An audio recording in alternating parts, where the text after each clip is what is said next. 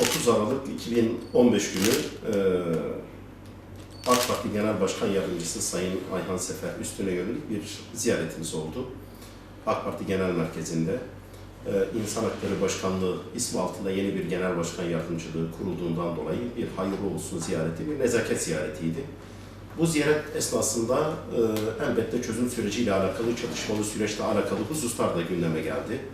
Bununla alakalı olarak özellikle çatışmalı süreçte yaşanan hak ihlalleri ve parti olarak bundan duymuş olduğumuz endişeyi dile getirdik.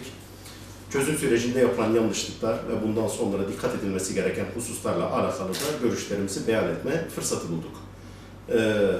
Kamuoyunda kimi ulusal basında çıktığı gibi heyetler arasında resmi bir temas olmadığını özellikle ifade etmek istiyoruz. Heyetler arasında böyle resmi bir temas söz konusu değil.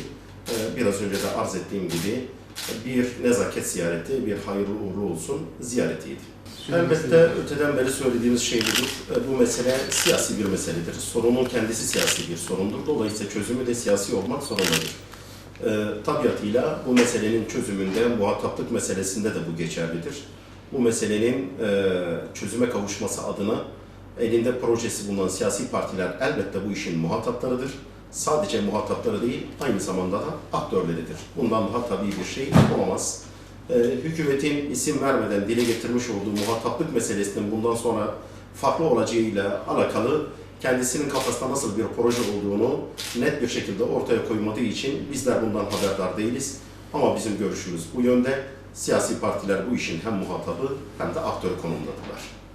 Kuşkusuz bizler çözüm üretirken Hüdapar olarak ortaya bir çözüm önerisi koyduğumuzda bunun doğru ve gerçekçi bir çözüm olması gerekiyor. Temenniler üzerine veyahut da ideolojik yaklaşımlar üzerine veyahut da duygusallıklar üzerine bina edilmiş bir siyasi anlayışı tasvip etmiyoruz. Biz HDP'nin tek başına muhatap kabul edilmesini ne kadar yanlış gördüysek, HDP'nin hiç muhatap kabul edilmemesini de yanlış görüyor, doğru ve gerçekçi bir yaklaşım olarak değerlendirmiyoruz.